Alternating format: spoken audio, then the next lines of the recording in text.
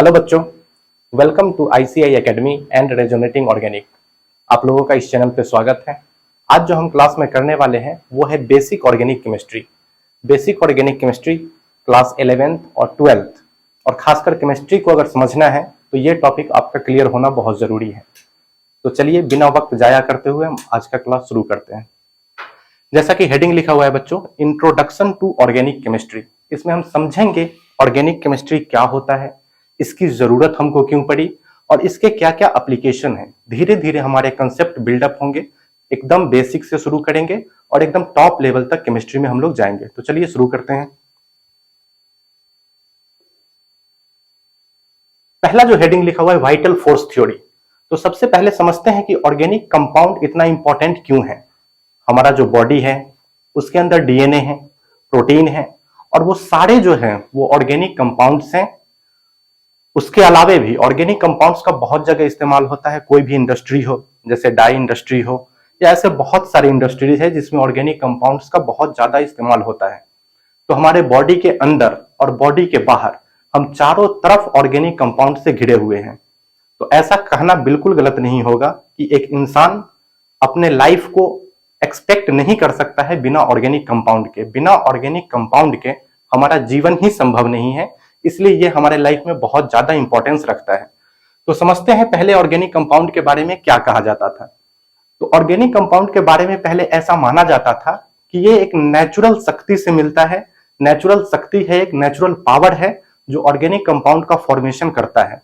इसको हम लेबोरेटरी में नहीं बना सकते हैं। इसी को कहते हैं वाइटल फोर्स थ्योरी। हेडिंग पे लिखा हुआ है vital force theory given by Berzelius. Berzelius ने एक थ्योरी दिया था जिसका नाम है vital force theory. Vital force theory. According to this theory, a vital force was responsible for formation of organic compounds.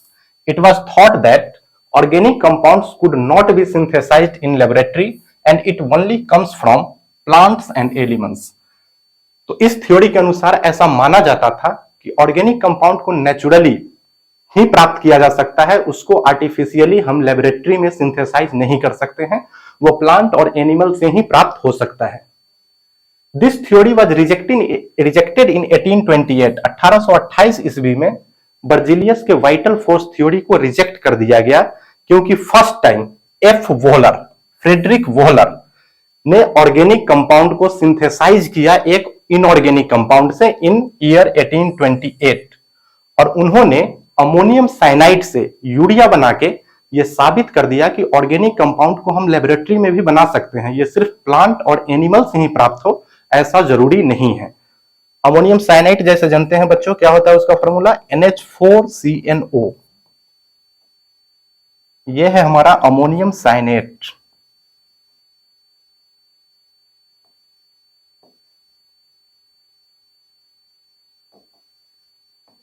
इसको जब हीट करते हैं तो ये बदल जाता है यूरिया में, जिसका फॉर्मूला होता है NH2CONH2। ये है यूरिया। और यूरिया जो है बच्चों, यूरिया एक ऑर्गेनिक कंपाउंड है। तो यहां पे साबित हो गया कि यूरिया को हम अमोनियम साइनाइड से बना सकते हैं, जो कि एक इनऑर्गेनिक सोर्स है, इनऑर्गेनिक कंपाउंड है। तो यहीं पे 1828 ईस्वी में बर्जेलियस के इस थ्योरी को रिजेक्ट कर दिया गया।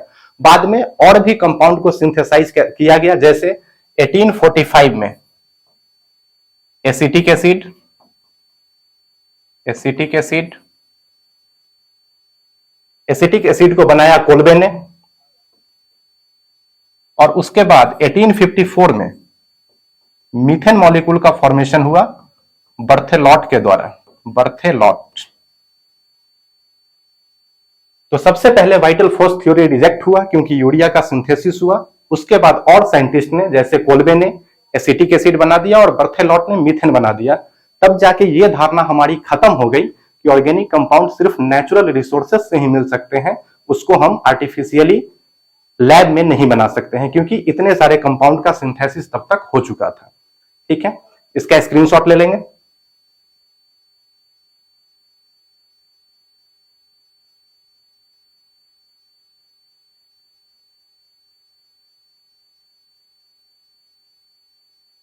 अब देखते हैं, ये था पुराना डिफिनीशन। अब देखते हैं modern definition of organic compound, क्योंकि पुराना जो डिफिनीशन था वो हमारा रिजेक्ट हो चुका है। मॉडर्न डिफिनीशन में लिखा हुआ है organic compounds are hydrocarbons and their derivatives.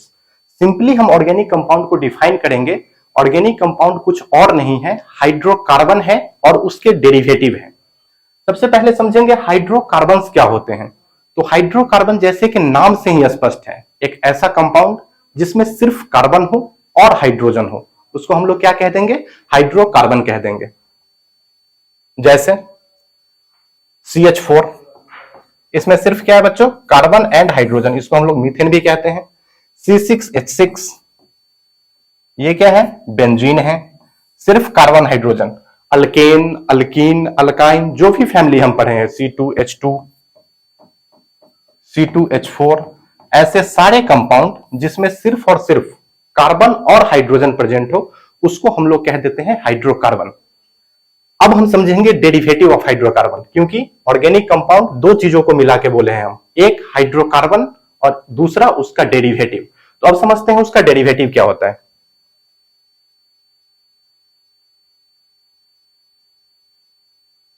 Derivatives of hydrocarbons, यहां पे डिफिनेशन लिखा हुआ है बच्चों, देखो इसको। इफ वन और more than one hydrogen, if one or more than one hydrogen is replaced by other element or group, then the resulting compound is termed as derivative of hydrocarbon। Hydrocarbon में सिर्फ carbon और hydrogen होता है, उसमें से यदि एक या एक से ज्यादा हाइड्रोजन को हम रिप्लेस करें, हटाए नहीं, उसको रिप्लेस करें किसी दूसरे एटम या ग्रुप के द्वारा, एग्जांपल से वो क्लियर हो जाएगा। जैसे CH4 है हमारा, ये हाइड्रोकार्बन है क्योंकि इसमें सिर्फ कार्बन और हाइड्रोजन प्रेजेंट है। अगर इसमें से एक हाइड्रोजन हम हटा दें और एक क्लोरीन जोड़ दें, एक हाइड्रोजन हटेगा तो ये क्या बन जाएगा, CH3 ग्रुप बन जाएगा, और जब एक क्लोरीन उसमें जुड़ेगा तो ये हो जाएगा CH3Cl, CH3Cl। अब ये इसको हाइड्रोकार्बन नहीं कहेंगे क्योंकि इसमें हाइड्रोजन और कार्बन के अलावा भी दूसरा एलिमेंट जुड़ा हुआ है, दूसरा एटम जुड़ा हुआ है, लेकिन इसका पेरेंट जो है ये बना कहां से है, तो ये हाइड्रोकार्बन से ही बना है। उसी में से एक हाइड्रोजन हटा है और इस कंपाउंड का फॉर्मेशन हुआ है, इसको हम लोग बोलते हैं मिथाइल क्लोराइड। Methyl chloride. और ये CH4 हम लोग जानते हैं ये क्या है, मीथेन। तो मीथेन एक हाइड्रोकार्बन है जिसमें से एक हाइड्रोजन को एक क्लोरीन एटम के द्वारा रिप्लेस कर देने के बाद मिथाइल क्लोराइड बन जाता है, जो कि कहलाएगा डेरिवेटिव ऑफ हाइड्रोकार्बन। और बहुत सारे इसके एग्जांपल लिए जा सकते हैं, जैसे ये क्या है बच्चों, ये है बेंजीन। बेंजीन में से सपोज एक हाइड्रोजन हटा दो और एक OH ग्रुप जोड़ दो, कोई जरूरी नहीं है कि सिंगल एलिमेंट ही जुटे, कोई दूसरा ग्रुप भी आके जुट सकता है। सब जगह एक एक हाइड्रोजन है क्योंकि कार्बन की वैलेंसी 4 होती है, तो इस कार्बन के पास भी 3 बॉन्ड पूरे हैं, 1 2 3, एक हाइड्रोजन यहां पे प्रेजेंट होगा, उसी तरह से एक हाइड्रोजन यहां प्रेजेंट होगा, सारे कार्बन पे एक एक हाइड्रोजन प्रेजेंट होंगे। तो एक हाइड्रोजन को हम हटाते हैं और एक OH ग्रुप जोड़ देते हैं।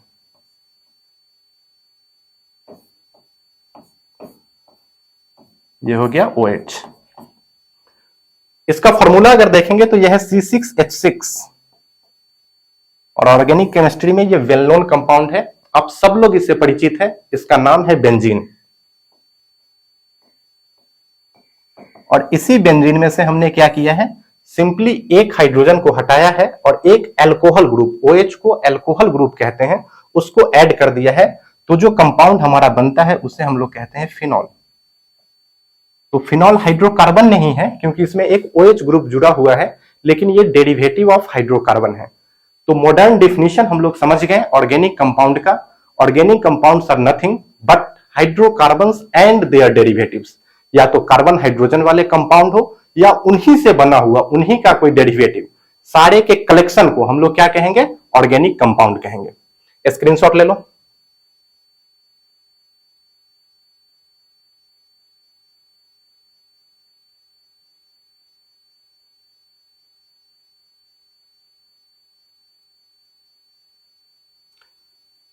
अब देखते हैं सम बेसिक कंसेप्ट्स। आगे उसको समझने के लिए, ऑर्गेनिक कंपाउंड्स को समझने के लिए हमको कुछ बेसिक कंसेप्ट देखने होंगे, जिसमें से पहला बेसिक कंसेप्ट है वैलेंस इलेक्ट्रॉन्स। कोई भी एलिमेंट होता है तो उसका केमिकल प्रॉपर्टीज या उसके कोई भी प्रॉपर्टीज किस तरह से वो किसी और सब्सटेंस से, किसी और एटम या एलिमेंट से रिएक्ट करेगा, ये डिपेंड करता है उसके वैलेंस इलेक्ट्रॉन पे। वैलेंस इलेक्ट्रॉन कहते किसको है? तो वैलेंस इलेक्ट्रॉन वो इलेक्ट्रॉन होता है जो सबसे आउटर मोस्ट ऑर्बिट में प्रेजेंट होता है। लिखा भी हुआ है number of electrons present in the outer most shell of an element. एक एग्जांपल से समझते हैं। ऑक्सीजन का एटॉमिक नंबर 8 होता है। अगर इसका इलेक्ट्रॉनिक कॉन्फ़िगरेशन हम लोग लिखें तो ये होगा 1s2, 2s2 एंड 2p4। यहां पे दो ऑर्बिट में इलेक्ट्रॉन गया है, एक फर्स्ट ऑर्बिट है और एक सेकेंड ऑर्बिट है। फर्स्ट ऑर्बिट में एक ही सब ऑर्बिट होता है जिसको 1s कहते हैं, लेकिन चूंकि सेकेंड ऑर्बिट है उसमें दो सब ऑर्बिट होते हैं s और p, इसलिए लिखा हुआ है 2s एंड 2p। तो दो ऑर्बिट में यदि आउटर मोस्ट हम देखें तो आउटर मोस्ट हमारा ये है सेकेंड ऑर्बिट, और सेकेंड ऑर्बिट में इलेक्ट्रॉन की संख्या देखेंगे तो 4 यहां और 2 यहां, तो टोटल 6 इलेक्ट्रॉन है ऑक्सीजन के आउटर मोस्ट सेल में। Total electrons in outer most orbit,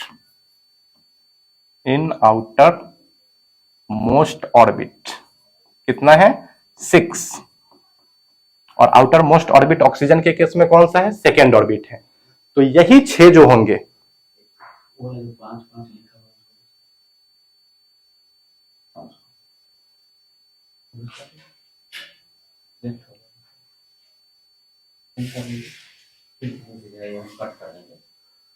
अच्छा ठीक है। Valence electrons, number of electrons present in the outer most shell of an element. किसी भी एलिमेंट का जो उसका केमिकल प्रॉपर्टीज होता है वो इस बात पे डिपेंड करता है कि उसके आउटर मोस्ट सेल में कितने इलेक्ट्रॉन प्रेजेंट हैं। जैसे एक एग्जांपल से देखते हैं। ऑक्सीजन का एटॉमिक नंबर कितना होता है बच्चों?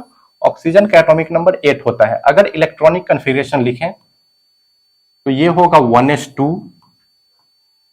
2s2 and 2p2, 2p4। 4, 2 6 और 2 8। यहां पे दो ऑर्बिट है, एक फर्स्ट ऑर्बिट और एक सेकेंड ऑर्बिट। तो सेकेंड ऑर्बिट हमारा आउटर मोस्ट ऑर्बिट कहलाएगा, और इस आउटर मोस्ट ऑर्बिट में कितने इलेक्ट्रॉन प्रेजेंट है? 6 इलेक्ट्रॉन प्रेजेंट है। तो ऐसा लिख सकते हैं हम, टोटल इलेक्ट्रॉन्स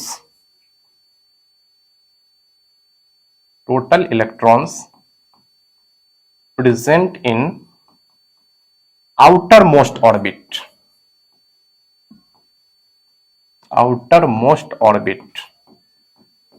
ये क्या है? 6। और इसी को हम लोग वैलेंस इलेक्ट्रॉन कहते हैं, और उसको शॉर्ट में हम लिख देंगे V.E।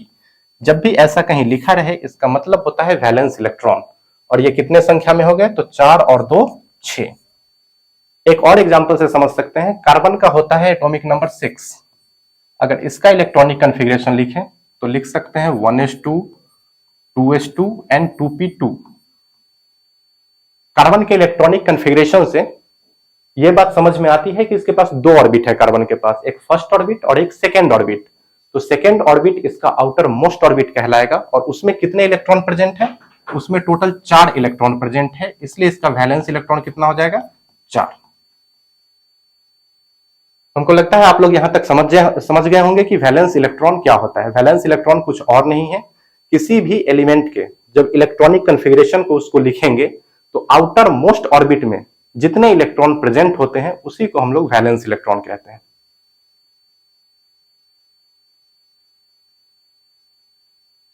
अब एक टर्म आता है वैलेंसी। वैलेंसी क्या होता है? तो वैलेंस इलेक्ट्रॉन समझ गए, अब समझते हैं हम लोग वैलेंसी को। तो वैलेंसी जो होता है वो कंबाइनिंग कैपेसिटी होता है। किसी भी एलिमेंट का कंबाइनिंग कैपेसिटी को हम लोग वैलेंसी कहते हैं। अगर एकदम लेमन टर्म में बोले तो कितना बॉन्ड वो बना सकता है, उसी को हम लोग वैलेंसी कहेंगे। क्योंकि हमने बताया केमिकल रिएक्शन में पार्टिसिपेट सिर्फ आउटर मोस्ट ऑर्बिट के इलेक्ट्रॉन ही कर सकते हैं, और उस आउटर मोस्ट ऑर्बिट के सारे इलेक्ट्रॉन बॉन्डिंग में हिस्सा ले ये कोई जरूरी नहीं है। तो जितने इलेक्ट्रॉन जितने बॉन्ड का फॉर्मेशन कर सकता है उसी को हम लोग कहते हैं उसकी वैलेंसी। डिफिनीशन लिखा हुआ है, valency is defined as the combining capacity, यहां पे लिखा हुआ है combining capacity of an element, it represents the number of bonds that an atom can form. An element always tries to attain its octet. ये बहुत ही basic principle है जो आप बेसिक क्लास से भी पढ़ते आ रहे होंगे कि कोई भी एलिमेंट या एटम जो हो वो अपना ऑक्टेट पूरा करना चाहता है। ऐसा इसलिए होता है कि वो नेचर में स्टेबल रहना चाहता है और वो तब तक स्टेबल नहीं होगा जब तक कि उसका ऑक्टेट पूरा ना हो। और ऑक्टेट पूरा करने के लिए ही वो different different chemical reaction show करता है, आइदर कोवैलेंट बॉन्ड हो, आयनिक बॉन्ड हो या और भी किसी तरह का अगर वो बॉन्डिंग करता है तो उसका एक ही रीजन होता है स्टेबिलिटी। हमारा भी लाइफ में एक ही एम होता है स्टेबिलिटी। कैसे भी किसी से भी मिलते हैं, किसी के साथ कोलैबोरेट करते हैं, उसका एक ही मीनिंग होता है हमारे लाइफ में स्टेबिलिटी है। तो एलिमेंट भी बिल्कुल उसी तरह से है, वो खुद को स्टेबल करना चाहता है और वो स्टेबल तब होगा जब उसका ऑक्टेट पूरा होगा। उसके वैलेंस इलेक्ट्रॉन की संख्या कितनी हो जाएगी? 8 हो जाएगी। आउटर मोस्ट ऑर्बिट में 8 इलेक्ट्रॉन जब तक प्रेजेंट नहीं होंगे तब तक बोला जाएगा कि वो स्टेबल नहीं है। तो यही ऑक्टेट पूरा करने के चक्कर में एलिमेंट बहुत सारे केमिकल रिएक्शन शो करते हैं। जैसे ऑक्सीजन के आउटर मोस्ट में कितने थे? 6। तो वो क्या करेगा? 2 इलेक्ट्रॉन लेने का उसका टेंडेंसी है ताकि उसका ऑक्टेट कितना हो जाए? 8। इसलिए उसकी वैलेंसी हम लोग -2 लिखते हैं। उसका ऑक्सीडेशन स्टेट जो होता है, ऑक्सीडेशन स्टेट -2 होता है और उसकी वैलेंसी क्या कहलाएगी? 2। वो 2 बॉन्ड का फॉर्मेशन कर सकता है। ठीक है, तो अगर वैलेंस इलेक्ट्रॉन 1 से लेके 4 है तो इसकी वैलेंसी जो होगी वो उतनी ही होगी, सेम। लेकिन अगर वैलेंस इलेक्ट्रॉन 5 to 8 है तब जो इसकी वैलेंसी निकालेंगे किसी एटम की, उसमें से 8 में से घटा देंगे 8 माइनस वैलेंस इलेक्ट्रॉन। जैसे ऑक्सीजन का केस लिए थे, ऑक्सीजन 8, इसका वैलेंस इलेक्ट्रॉन निकल के आया था कितना? 6। तो अगर इसकी हमको वैलेंसी निकालनी हो, वैलेंसी, तो क्या करेंगे? ये 4 से ज्यादा है वैलेंस इलेक्ट्रॉन, तो 8 में से घटा के निकालेंगे। 8 माइनस 6, वैलेंसी कितनी निकल के आई? 2 निकल के आई। उसी तरह से अगर कार्बन की बात करें, कार्बन का एटॉमिक नंबर कितना होता है? 6। इसका वैलेंस इलेक्ट्रॉन कितना होता है? 4। तो वैलेंसी क्या हो जाएगा? इसका 4 हो जाएगा। वही अगर किसी इनर्ट गैस का बात करते हैं तो इनर्ट गैस हम कहते ही उसको है जिसका ऑक्टेट क्या हो जाता है? पूरा हो जाता है। हीलियम को छोड़ के, हीलियम अपना ड्यूएट पूरा करता है, 2 इलेक्ट्रॉन, और बाकी जो एलिमेंट होते हैं वो क्या पूरा करते हैं? अपने ऑक्टेट पूरा करते हैं। तो उसका अगर वैलेंसी निकालेंगे इनर्ट एलिमेंट का, इनर्ट गैस का, इनर्ट एलिमेंट का, तो चूंकि उसके 8 पूरे हैं तो 8 माइनस 8 क्या हो जाएगा? 0। इनर्ट गैस की वैलेंसी 0 निकल के आती है। इसका मतलब है कि इनर्ट गैस किसी भी तरह के बॉन्डिंग करने से बचता है क्योंकि वो खुद में ही स्टेबल है। तो वो किसी और से बॉन्डिंग क्यों करे, किसी और केमिकल रिएक्शन में पार्टिसिपेट ही क्यों करे। तो ये कंसेप्ट था वैलेंस इलेक्ट्रॉन का एंड वैलेंसी का। Valence electron is nothing but the number of electrons present in the outer most shell. और वैलेंसी क्या है? तो वैलेंसी है कंबाइनिंग कैपेसिटी ऑफ एलिमेंट, कितना बॉन्ड वो फॉर्म कर सकता है केमिकल रिएक्शन में, कितने बॉन्ड का फॉर्मेशन कर सकता है, इसी को हम लोग क्या कहते हैं? वैलेंसी कहते हैं।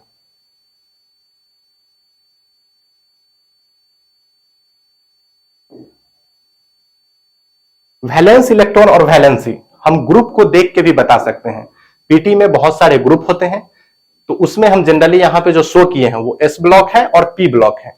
एस ब्लॉक जो पहले 2 एलिमेंट 2 ग्रुप होता है उसको एस ब्लॉक, और उधर जो होता है बीच के डी ब्लॉक को छोड़ के उसको बोलते हैं पी ब्लॉक।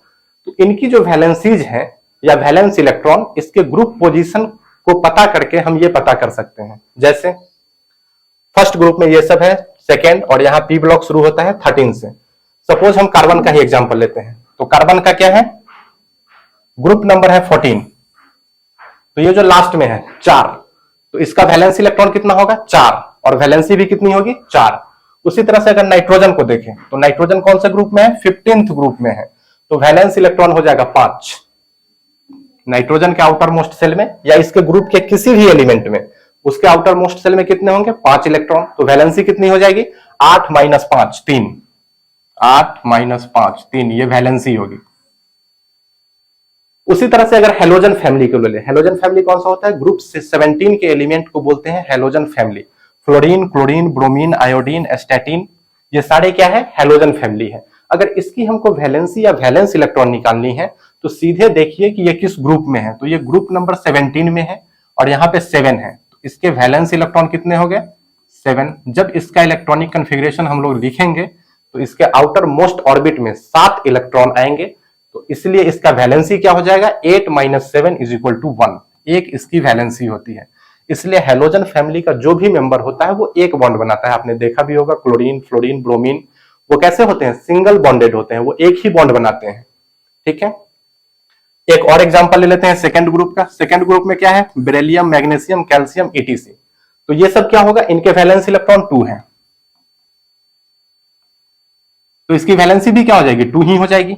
और ये 2 इलेक्ट्रॉन लूज करना चाहते हैं ताकि अपना ऑक्टेट पूरा कर ले, तो फर्स्ट और सेकंड वाले इसमें से 1 इलेक्ट्रॉन लूज करेंगे और ये 2 इलेक्ट्रॉन लूज करेंगे, इसलिए जनरली +1 ऑक्सीडेशन स्टेट में होते हैं और ये +2 ऑक्सीडेशन स्टेट में होते हैं।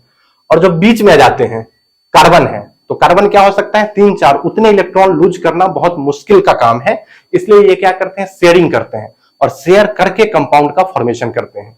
तो यहां तक हम लोग समझ गए कि वैलेंसी और valence electron can be determined on the basis of their group position. Okay,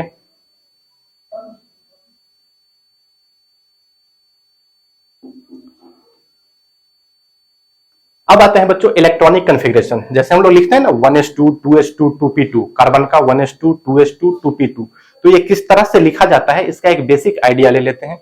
सबसे पहले इलेक्ट्रॉनिक कन्फिग्रेशन कहते किसको है, तो electronic configuration of an atom is distribution of electrons.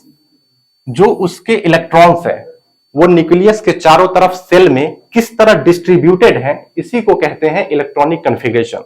इसी को बता देना, इसी को लिख देना कि कौन से ऑर्बिट में, किस सब ऑर्बिट में, किस ऑर्बिटल में कितने इलेक्ट्रॉन प्रेजेंट है, यही क्या कहलाता है इलेक्ट्रॉनिक कन्फिग्रेशन।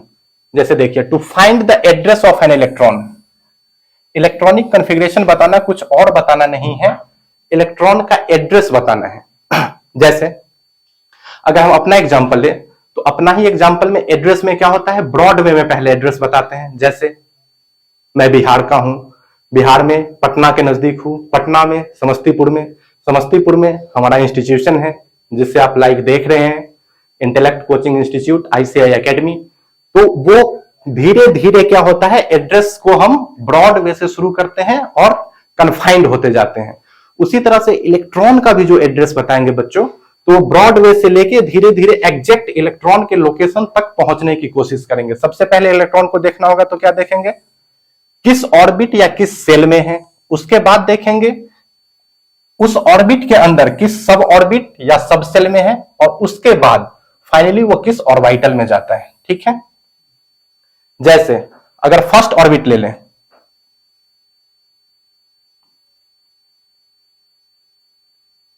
यहां पे लिख देते हैं नंबर ऑफ सब ऑर्बिट, नंबर ऑफ सब ऑर्बिट बराबर होता है ऑर्बिट नंबर।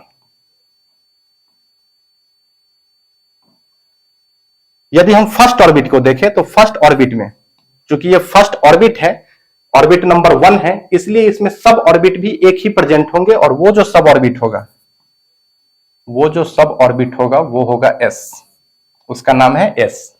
यदि सेकेंड ऑर्बिट देखें, चूंकि ऑर्बिट नंबर 2 है इसलिए इसमें नंबर ऑफ सब ऑर्बिट 2 होंगे, कौन कौन S एंड P। अगर 3 है ऑर्बिट तो उसमें 3 सब ऑर्बिट होंगे S P D। अगर 4 है तो उसमें 4 होंगे, कौन कौन S P D and F। तो ऑर्बिट से कहां पहुंच गए हम लोग सब ऑर्बिट में।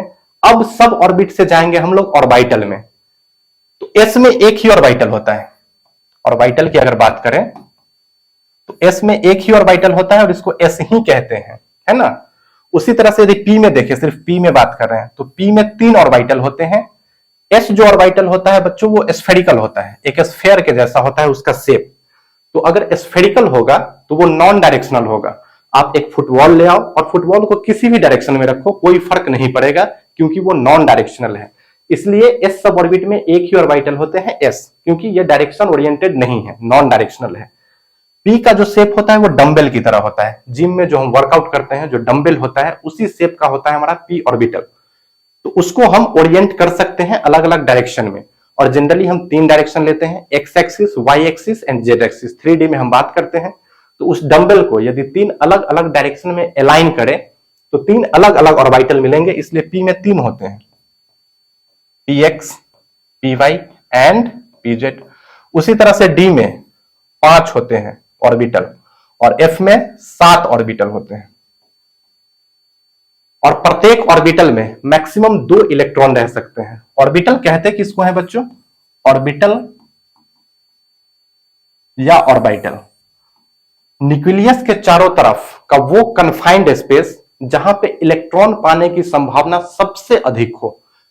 Probability of finding the electron is maximum in orbitals, और इसको डिनोट करते हैं हम लोग एक क्लोज स्क्वायर के जैसा, ऐसे डिनोट करते हैं इसको। और इस ऑर्बिटल में मैक्सिमम जो हो सकते हैं वो 2 इलेक्ट्रॉन रह सकते हैं, मैक्सिमम 2 इलेक्ट्रॉन। अगर 1 इलेक्ट्रॉन ऐसे भरेंगे तो 1 इलेक्ट्रॉन को भरना पड़ेगा हमको उसके अपोजिट डायरेक्शन में, वो अपोजिट स्पिन में होते हैं। एक अगर क्लॉकवाइज रोटेट कर रहा है तो दूसरा एंटी क्लॉकवाइज रोटेट करेगा, क्योंकि हम जानते हैं इलेक्ट्रॉन स्थिर नहीं होता है, वो ऑलवेज क्या रहता है? मोशन में रहता है। तो दोनों का स्पिन क्या होना चाहिए? उल्टा होना चाहिए, क्योंकि दोनों सेम चार्ज है, आपस में क्या करते हैं? रिपल्सन करते हैं। तो ये बेसिक क्लासिफिकेशन है ऑर्बिट, सब ऑर्बिट और ऑर्बिटल का। तो इलेक्ट्रॉन को अगर आपको खोजना है किसी एटम में तो सबसे पहले आप कहां जाएंगे? ऑर्बिट में। उसके बाद कहां जाएंगे? सब ऑर्बिट में। और लास्टली आप जाएंगे ऑर्बिटल में, जहां पे इलेक्ट्रॉन पाने की मैक्सिमम संभावना है। कोई जरूरी नहीं है कि वहां इलेक्ट्रॉन आपको मिल ही जाएगी, लेकिन इलेक्ट्रॉनिक कॉन्फ़िगरेशन करते समय हम मान के चलते हैं कि इलेक्ट्रॉन कहां रहता है? ऑर्बिटल में प्रेजेंट होता है।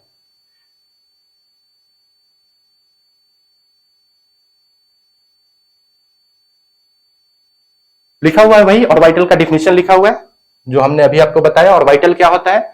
Orbital is the space around the nucleus where probability of finding electron is maximum. Probability of finding electron is maximum.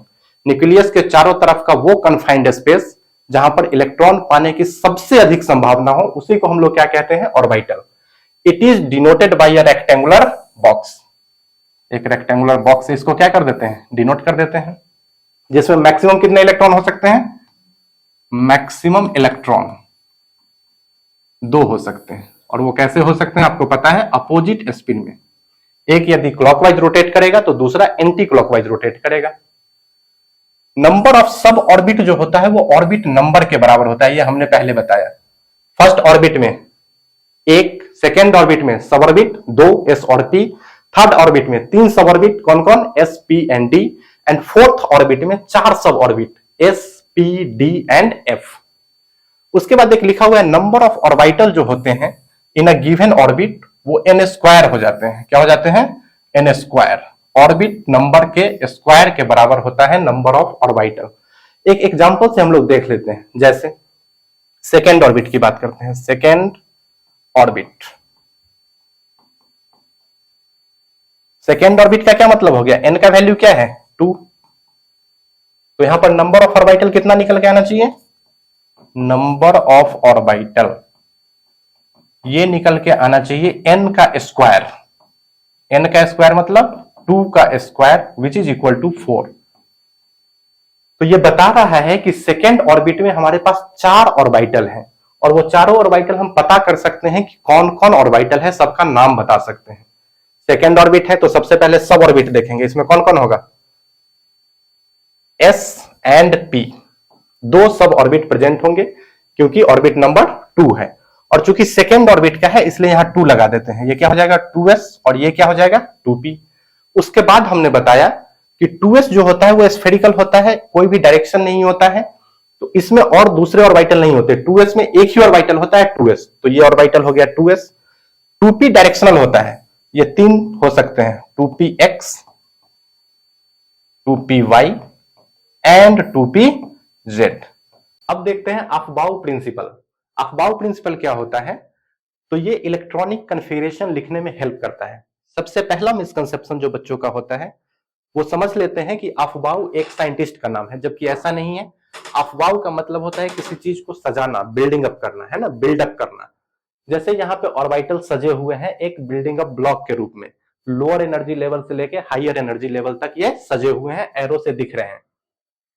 ये प्रिंसिपल के तहत कहा गया है कि इलेक्ट्रॉन पहले लोअर एनर्जी ऑर्बिटल में जाएंगे, उसके बाद हायर एनर्जी ऑर्बिटल में जाएंगे।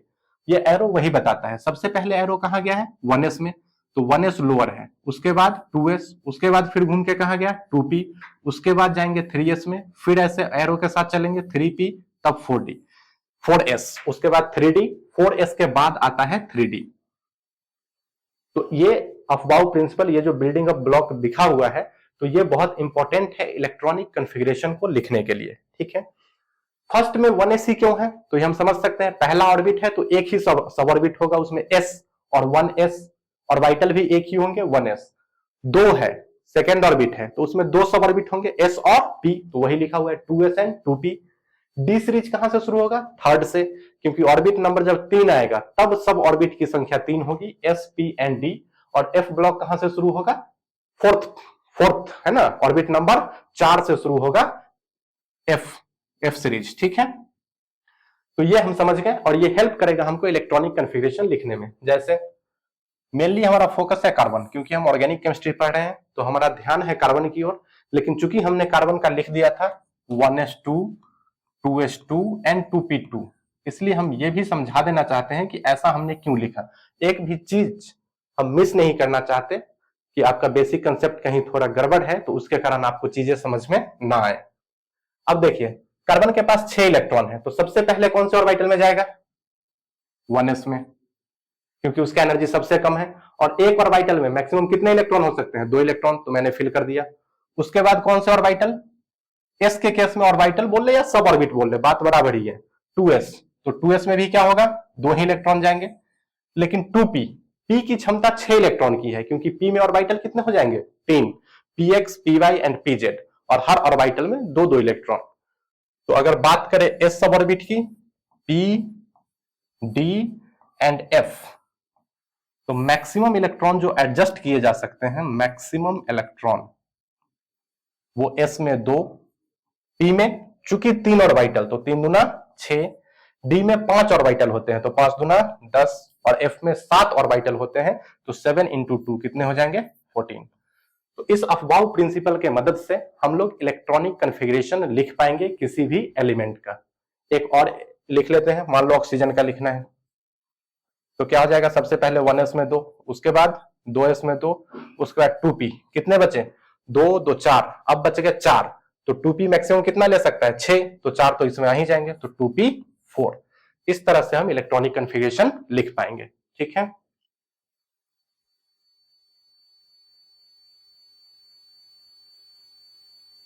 अब देखते हैं special features of carbon atom. ये सब अभी तक हम लोग वो कंसेप्ट देख रहे थे जो हमको आना चाहिए था। 10th कर चुके हैं तो वो 10th तक का था, वहां तक हमको आना चाहिए। अब हम देखते हैं special features of carbon atom. Special features of carbon atom में पढ़ने से पहले हम ये समझेंगे ये टॉपिक पढ़ने की नीड क्यों पड़ी। तो हम जहां तक केमिस्ट्री में देखते हैं, केमिस्ट्री की बुक भी लगते हैं, तो कार्बन के कंपाउंड की संख्या इतनी अधिक मिलती है, जबकि पीरियोडिक टेबल में बहुत सारे एलिमेंट हैं, है ना, लेकिन फिर भी कार्बन की एक अलग ही रसायन है जिसको हम लोग क्या कहते हैं? कार्बनिक रसायन।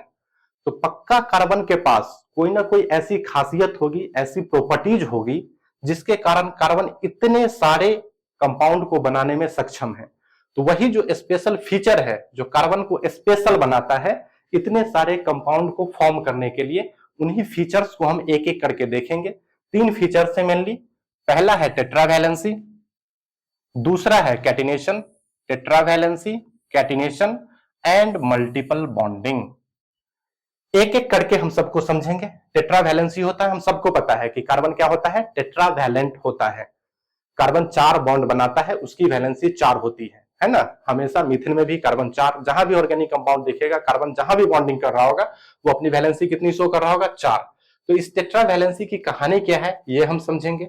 उसके बाद है कैटिनेशन, उसके बाद है मल्टीपल बॉन्डिंग। कैटिनेशन क्या कहते हैं, सेल्फ लिंकिंग एबिलिटी, कार्बन अपने ही एलिमेंट का, अपने ही एटम का लंबा लंबा चेन बनाने में सक्षम है, उसी प्रॉपर्टी को क्या कहते हैं, कैटिनेशन।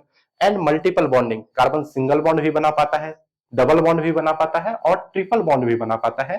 तो इसकी एक एक प्रॉपर्टीज को हम बहुत डिटेल में उसका अध्ययन करेंगे। तो स्टार्ट करते हैं हम पहला प्रॉपर्टी टेट्रा वैलेंसी से।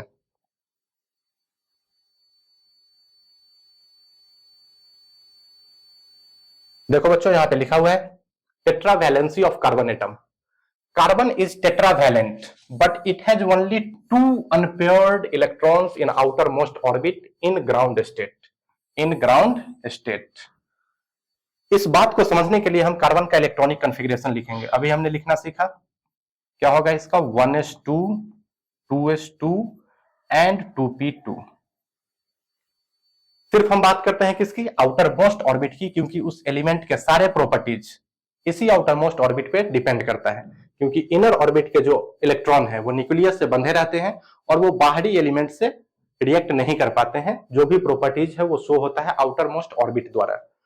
तो आउटर मोस्ट ऑर्बिट में 4 ऑर्बिटल है, एक 2s, 2p में 3 होंगे, 2px, 2py एंड 2pz। तो वही देखते हैं 2s। 2s में कितने इलेक्ट्रॉन है, 2 इलेक्ट्रॉन। 2 इलेक्ट्रॉन भरेंगे, मैक्सिमम कैपेसिटी है एक ऑर्बिटल की, वो भी कैसे भरना होगा, अपोजिट स्पिन में। 2p में 3 घर होते हैं, 3 घर मतलब 3 ऑर्बिटल।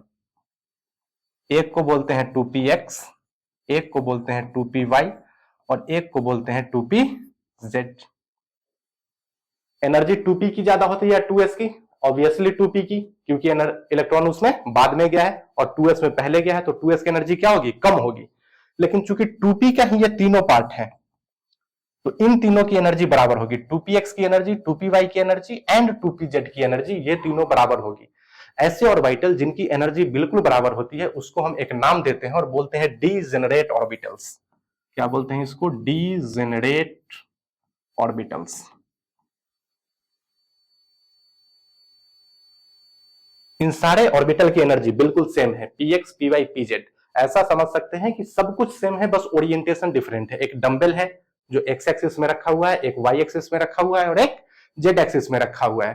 शेप भी उसका डंबल ही है, साइज भी सेम है और उसका एनर्जी भी सेम है, बस ये तीनों डिफर करते हैं तो अपने ओरिएंटेशन में। तो 2 इलेक्ट्रॉन तो 2s में आ गए, 2p में 2 इलेक्ट्रॉन भरना है। तो एक रूल आता है जिसको हम लोग बोलते हैं Hund's rule. Hund's rule. Electronic configuration लिखने के लिए 2 रूल इंपॉर्टेंट थे। एक अफबाउ प्रिंसिपल, अफबाउ प्रिंसिपल ये कहता था पहले लोअर एनर्जी लेवल में इलेक्ट्रॉन जाएगा तब हायर एनर्जी में, और दूसरा है हुंड्स रूल। हुंड्स रूल बताता है कि डीजेनरेट ऑर्बिटल, डीजेनरेट ऑर्बिटल मतलब जिस ऑर्बिटल की एनर्जी बिल्कुल सेम हो वैसे ऑर्बिटल में इलेक्ट्रॉन की फिलिंग किस तरह की जाए। तो हुंड साहब ने बताया कि पहले इलेक्ट्रॉन सिंगली फिल होते हैं वैसे ऑर्बिटल में और तब जाके पेयरिंग शुरू होता है अपोजिट स्पिन में। जैसे 2p में 2 इलेक्ट्रॉन है और 2 इलेक्ट्रॉन को भरना है तो एक में ही 2px में ही दोनों इलेक्ट्रॉन नहीं भर देंगे, एक इलेक्ट्रॉन भरेंगे 2px में फिर 2py में, एक अगर और रहता तब 2pz में, उसके बाद जब एक्स्ट्रा इलेक्ट्रॉन आते तब यहां पे हम पेयरिंग शुरू करते।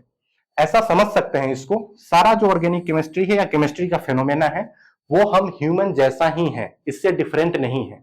ऐसा समझ सकते हैं कि घर में हमारे पास 3 कमरे हैं, 3 कमरे हैं और हमारे पास रहने के लिए 2 गेस्ट आए हैं, अलग अलग से 2 गेस्ट आए हैं। तो हम उनको उन कमरों में कैसे एडजस्ट करेंगे, क्योंकि हमारे पास कमरे अधिक हैं तो क्यों हम एक ही कमरे में दोनों गेस्ट को बोले कि आप लोग एडजस्ट करो, आराम से एक एक कमरा उन लोगों को दे देंगे, उसमें रहेंगे। तीसरे गेस्ट आते उनको भी एक सिंगल कमरा देते, उसके बाद जब चौथा गेस्ट आता तब ये हमको मान के चलना पड़ता चूंकि हमारे पास कमरे की संख्या बस 3 है तो अब एडजस्ट करना पड़ेगा, तब यहां से क्या होता, पेयरिंग शुरू हो जाता, ठीक है। लेकिन जब तक ऐसी नौबत ना आती है तब तक इलेक्ट्रॉन सिंगली ही फिल होंगे, उसके बाद डबली फिल होगा। तो ये है कार्बन का इलेक्ट्रॉनिक कॉन्फ़िगरेशन इन ग्राउंड स्टेट, इसको बोलते हैं ग्राउंड स्टेट। तो इसमें देखो 2s में 2 इलेक्ट्रॉन, 2px में 1 इलेक्ट्रॉन और 2py में 1 इलेक्ट्रॉन। तो दो ही अनपेयर्ड इलेक्ट्रॉन है इसके पास, और बॉन्डिंग में हिस्सा जो लेता है वो अनपेयर्ड इलेक्ट्रॉन बॉन्डिंग में हिस्सा लेता है, कभी भी पेयर्ड इलेक्ट्रॉन बॉन्डिंग में हिस्सा नहीं लेता है। तो अनपेयर्ड इलेक्ट्रॉन तो कार्बन के पास दो ही है, दो तो पेयर्ड है, फिर भी ये इतना एक्सटेंट तक, इतना ज्यादा टेट्रा वैलेंसी कैसे शो कर पाता है, इसको हम लोग समझेंगे।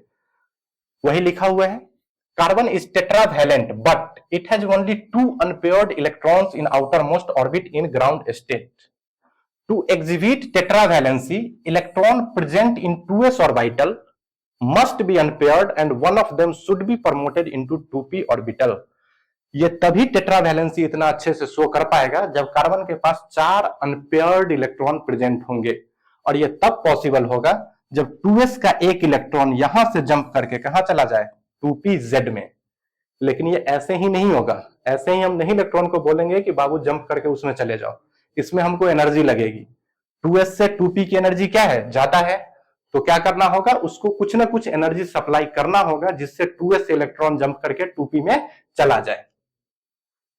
आगे देखते हैं इसको।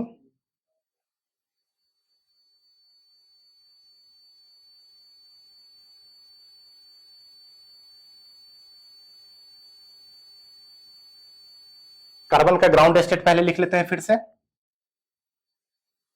ग्राउंड स्टेट में कुछ इस तरह दिखता था, 2s में 2 इलेक्ट्रॉन,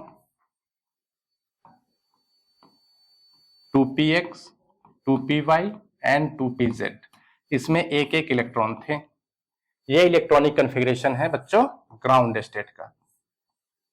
अब हमको इसको अनपेयरिंग कराना है, 2s वाले एक इलेक्ट्रॉन को 2pz में भेजना है, इसमें हमको एनर्जी लगेगी, और एनर्जी जो लगती है वो लगती है 96 किलो कैलोरी पर मोल।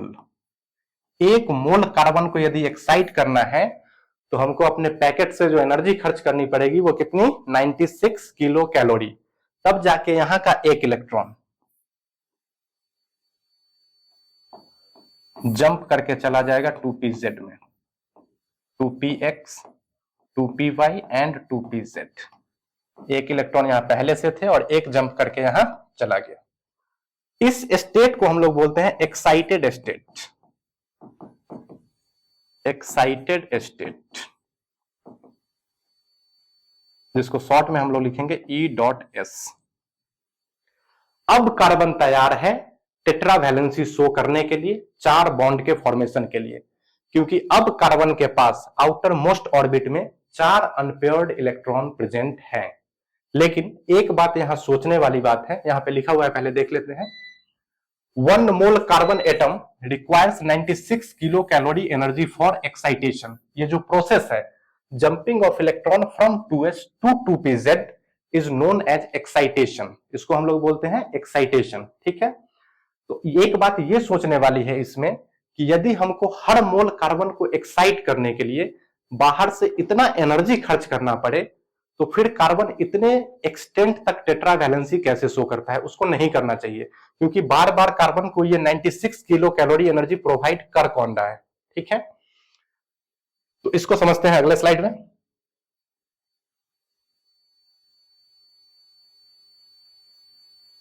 हम ये भी जानते हैं कि कार्बन एटम बॉन्डिंग करता है, और किस स्टेट में करेगा, एक्साइटेड स्टेट में। और जब कार्बन बॉन्डिंग करता है तो bonding is an exothermic process, bonding के दौरान एनर्जी रिलीज होता है, एनर्जी रिलीज होता है, और वो जो कार्बन बॉन्डिंग करता है उस टाइम जो एनर्जी रिलीज होता है वो मोर देन 96 किलो कैलोरी होता है, मोर देन 96 किलो कैलोरी पर मोल। तो बॉन्डिंग से जो एनर्जी रिलीज होता है वही एनर्जी वो यूज कर लेता है एक्साइटेशन में, और फिर बॉन्डिंग करता है। मतलब ये प्रक्रिया साइमल्टेनियसली चलती रहती है, हमको कार्बन को एक्साइट करने के लिए एनर्जी बाहर से खर्च करने की जरूरत नहीं पड़ती है, ठीक है। तो वही लिखा हुआ है, bonding and excitation occurs simultaneously, वो एक साथ होता है, ठीक है। बॉन्डिंग से जो एनर्जी मिलती है उसी से कार्बन एटम एक्साइट होता है और फिर से बॉन्डिंग कर लेता है। तो एक सवाल आता है कि पहले बॉन्डिंग होता है कि पहले एक्साइटेशन होता है, क्योंकि अगर पहले एक्साइटेशन हुआ तो वो 96 किलो कैलोरी एनर्जी आया कहां से, और यदि पहले बॉन्डिंग हो गया तो बिना कार्बन एक्साइट हुए बॉन्डिंग कर कैसे लिया, है ना। तो इसका सिंपल सा जवाब है कि ये दोनों साथ साथ होता है। इस हम पचड़े में नहीं पढ़ेंगे कि कौन पहले हुआ, ये सवाल सेम उसी तरह से हो जाता है कि तुमसे कोई पूछ ले कि पहले मुर्गी आई या पहले अंडा आया, तो इसका जवाब ढूंढते रह जाओगे। मुर्गी कैसे आ सकती है बिना अंडे के, और जब तक मुर्गी नहीं होगी तब तक अंडा कैसे आएगा। तो हम ये मान के चलते हैं कि दोनों प्रोसेस क्या है, साइमल्टेनियस प्रोसेस है।